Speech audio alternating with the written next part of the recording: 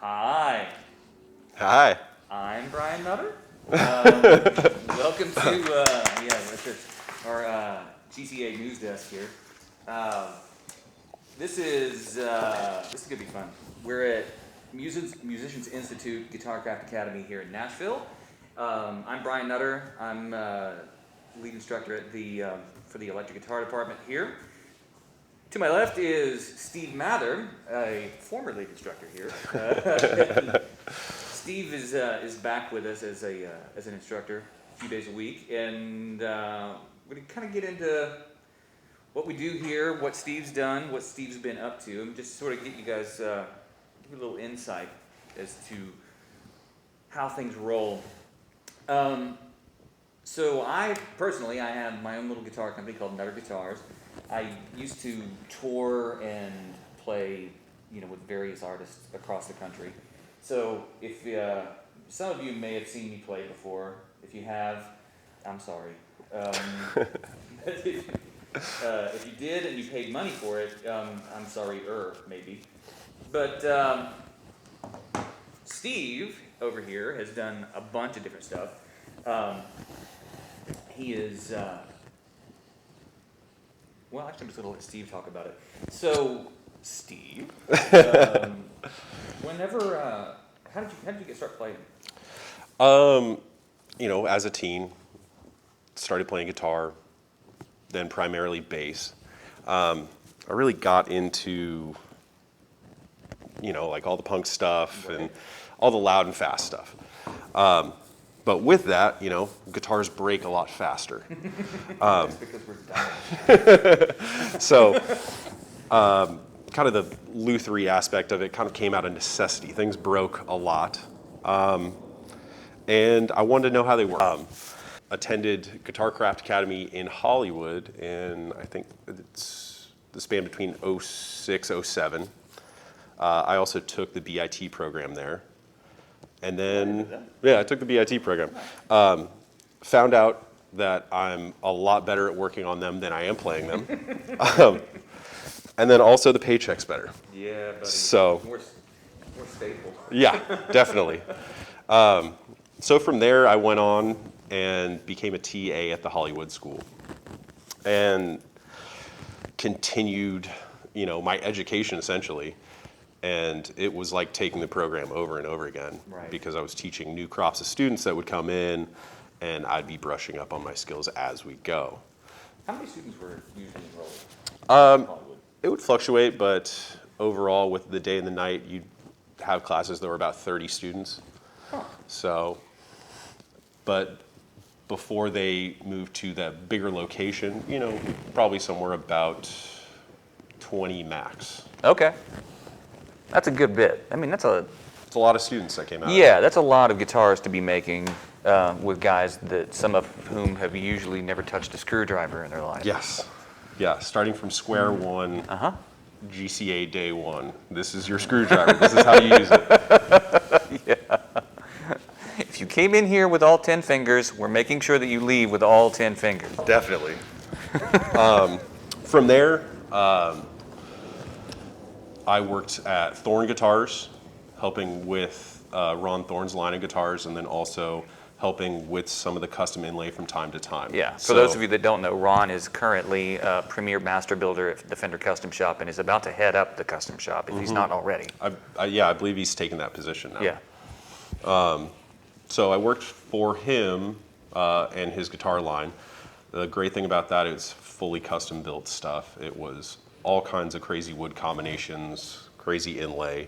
So it was something outside of very standard guitar. So I was exposed to a lot of things after that. Yeah, really like a small scale production shop, wasn't it? Very much so. It was 4 of us in there. Wow, that's cool.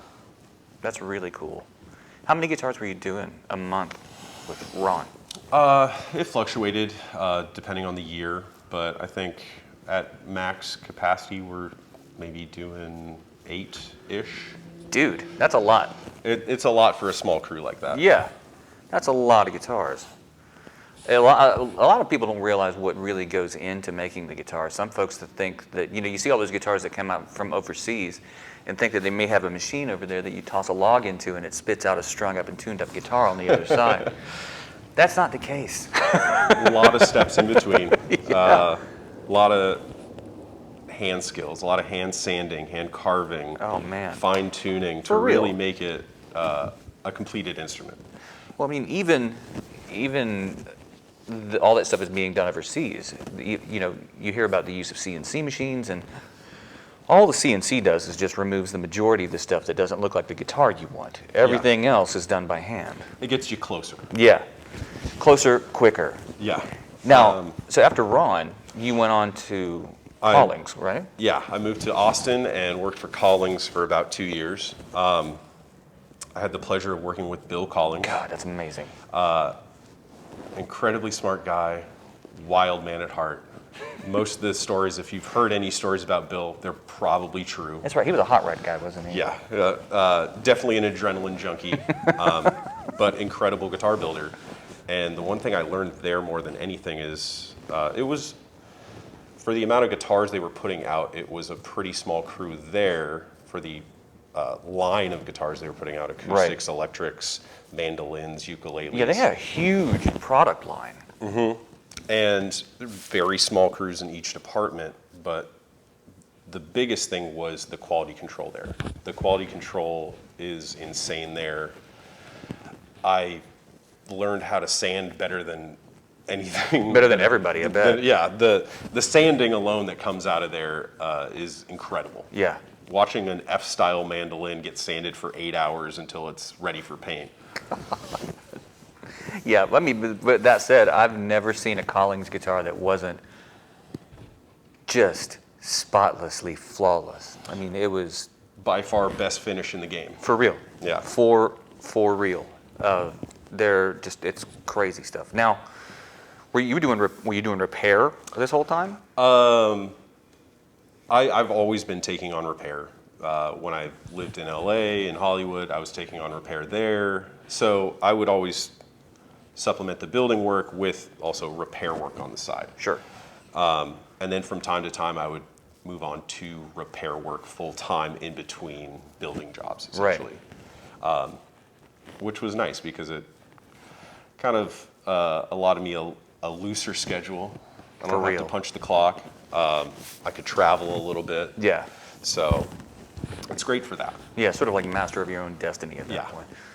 Take on whatever you wanted. Yeah, so I did repairs. I've done repairs here in Nashville. I've done repairs in Austin, LA, San Francisco Bay Area. Yeah. So kind of all over the map. Now, when Steve's talking about doing repair, you guys got to understand that he's not talking about just doing setups and string changes and pickup swaps. He's doing really high-level things, making things that don't exist or used to exist or that you can't get anymore, or repairing things that probably just should have been burned to begin with and bringing them completely back to life. Yeah, the level of repair and restoration that Steve and Darren and actually the rest of the staff that are here are capable of doing, it's pretty remarkable.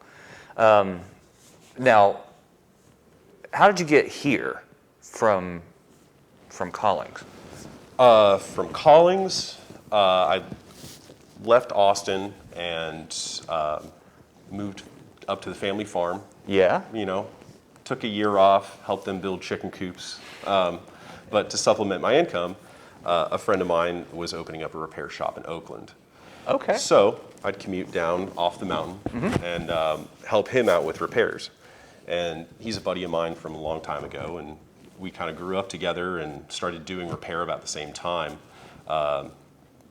And so I was doing repair there, kind of on a loose schedule, and I get a call from Michael Pfeiffer, and I hear that there's potential for a Nashville branch of GCA. I was excited. Michael Pfeiffer is the head of the institution here. And the Guitar Craft Academy, like, I've always loved the idea of Lutherie School because Sure. With students is It's really cool. it's satisfying to watch somebody progress with their skills and to find other people that are obsessed with this stuff as much as I am. We're all completely bitten and it's an incurable disease, sadly. Yeah, it's cool to see somebody like I've been here now for 2.5 years, and it's been wild to see someone doing their first fret job and really blowing it, and then doing their fourth fret job and still maybe really blowing it, but then like the fifth fret job is immaculate. So there's something that clicks in there, somewhere in between those two, and it's really, really cool to watch that happen. Yeah, watching people that have never done any type of woodworking, never took wood shop in high school, which I don't really think exists many places anymore. Yeah, probably not.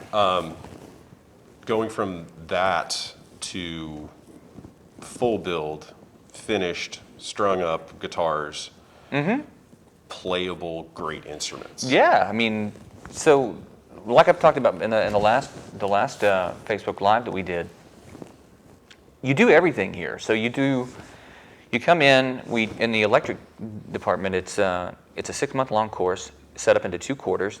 The first quarter is focused primarily on design and repair. So we will teach you all of the mechanics and math and geometry of laying out and drawing out your full design for your electric guitar that we will build eventually.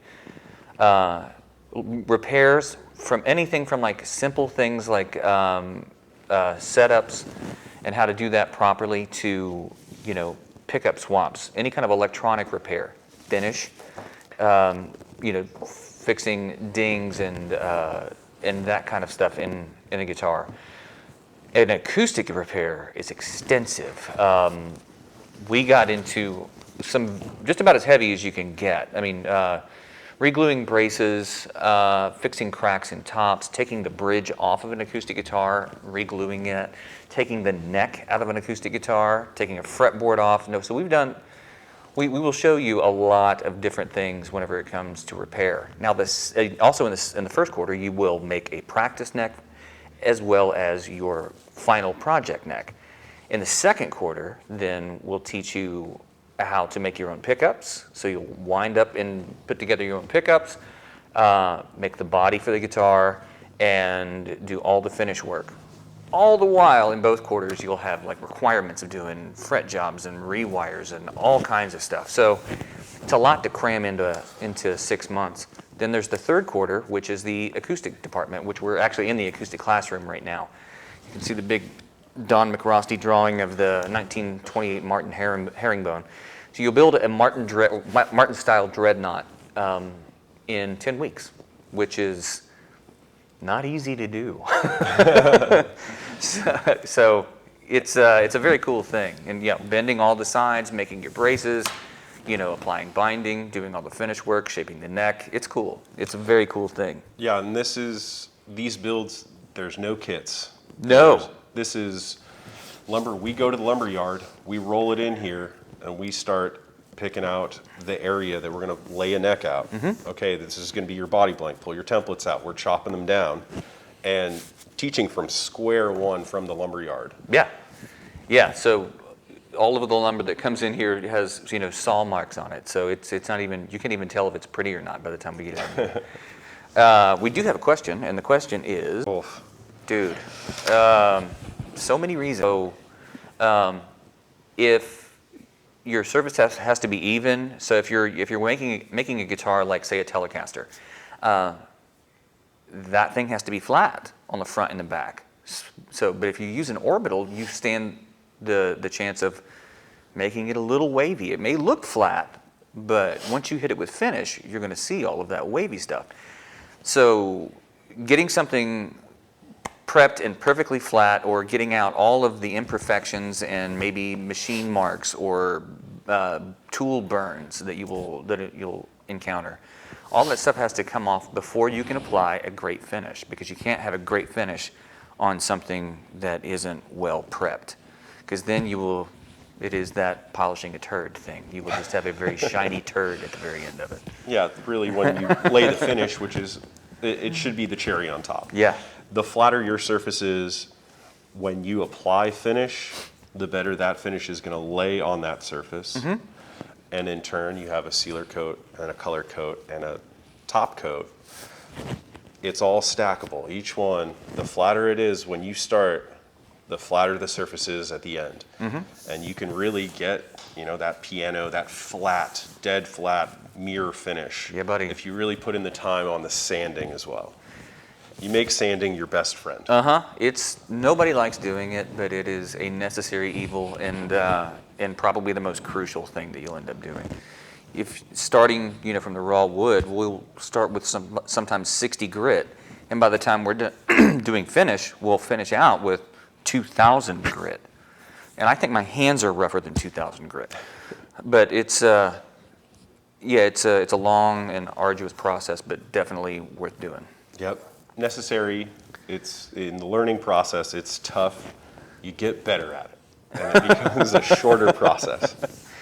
Now, so back on Steve here. After you came here and worked as lead instructor for what, 4 years? Yeah, close to 4 years. Then Steve got called up to the majors and ends up in Corona, California. So I was at the Fender Custom Shop, and specifically in the master build section. So I was an assistant to the master builders, and so I was working on essentially the highest level that Fender makes. So it was all the master built guitars. So we're talking 8K price tag out the door starting. If you guys saw the Game of Thrones series that Fender did, yeah, that guy. Those were a labor of love, and the price tag dictated that. For real. But incredibly cool experience. I learned a lot of things there. And I'd kind of wander outside my department quite a bit and see the Fender factory and the USA factory, and just the way that they're able to put out so many guitars. Oh my gosh. And keep that quality control up, which is incredible. For real. It's unbelievable, the numbers that they put out. Yeah. And then also get to see the slow built stuff and the master build side. I can't give away any relic secrets, but seeing Right. some of the master builders' relic things. Yeah, everyone has their own little very juju. specific art form. They all have a style. Yeah. And that's what I think when people go to purchase those instruments, they're looking for something from that builder specifically. Yeah, that guy. Yeah, because they look like that guy's guitars. Yeah, be it, you know, Paul Weller or Dale. or Todd Krause or Ron or whoever. Yeah. Yeah, that's a very big thing. So then you end up back here. I end up back here. Came home to Nashville. Yeah, man. It's rough to live in California right now. Yeah, it's a lot. Between the fires and the rents, you know, it's a lot of things. Yeah, the only thing is, you know, the weather's nice. That's about the only thing we got going for it currently. That's I can understand why you would. I mean, I've lived out in LA as well, but man, no thanks. Now, we have some notes here. Now, the skills we talked about, like all of the what we do here. So the skills that you'll have once you get out, you're not gonna that guitar that you're gonna make here. It's gonna be a guitar. It's not gonna be the best guitar you're ever gonna have. It might be really good, but it's gonna be your first one. So think about the first time you did anything. So and we'll be right there with you to make sure that it's as good as it can be. But you're gonna hopefully get out of here and continue to develop those skills, because I'm certainly trying to do it myself. Every guitar, my best guitar is the one I just finished, usually. Yeah, and it's usually your favorite guitar. Yeah, totally. It's what I'm striving for. But so the skills that you'll have, I mean, you'll be able to do some pretty extensive repair. You're clearly going to be able to make a guitar from scratch using some pretty basic tools. You'll be able to design new instruments or repair pickups, make your own pickup line. So and doing the same thing in acoustic. So you'll have a pretty decent skill set already together if you're going to go out and find a job, say with a repair house, or you want to go to work for Gibson or Fender, or even smaller companies like here in town, like Novo, or want to apprentice with any of us. You know, there would be you'll have that sort of opportunity. We have grads all over the place. Yeah. We have a bunch of them here in town, obviously, working for repair houses like Joe Glazer, or there's a bunch over at Gibson in the USA manufacturing and in Custom Shop. There are a pile of people over at Novo. But then, between us and GCA Hollywood, there are students at ESP, at Schecter, at Ibanez. Pretty much you Exotic. name it, we've probably Fender, anywhere. had some grads go through there. Who's the dude that's overseas now? Went here. Oh, James. Yeah. Yeah, and he's working for, I believe it's the umbrella company for Harmony. Yeah. And Heritage. So he gets to watch a lot of the prototypes come through. That's cool. Yeah, so there's a lot. When you can also start your own guitar line or your own repair shop. So I mean, there's a lot of opportunity to be able to do what we do, you know, within the guitar community. And man, they're cool people. You will be hard pressed to find jerks because they are self-weeding. You don't stick around very long if you're not a decent person. So Yeah, people enjoy having somebody that's a good hang around. yeah, man, that's 95% of the gig, I think. Your ability is assumed if you're here. So Because at heart, it's a lot of musicians that happen to also like building guitars. yeah, man. See if we have any other questions. That's what she said. Yeah. Thanks, Josh. It literally says that. Yeah, totally. Well, I think that's really about all we got. Thank you guys for watching this. It's a shame that we still have to wear these masks because we're very handsome. So Soon enough. yeah, thanks you guys for watching. And if you got any questions, don't hesitate to reach out to either one of us. You can find me on Instagram under Nutter Guitars. And I'm at mather.guitars. Yes, you can contact us here at the school, Musicians Institute Nashville. You can find us on Instagram, clearly, if you're here, MIGCA, or GCA Nashville. So, not even know our own handle. That's really sad. But, thanks again, and we will see you guys soon.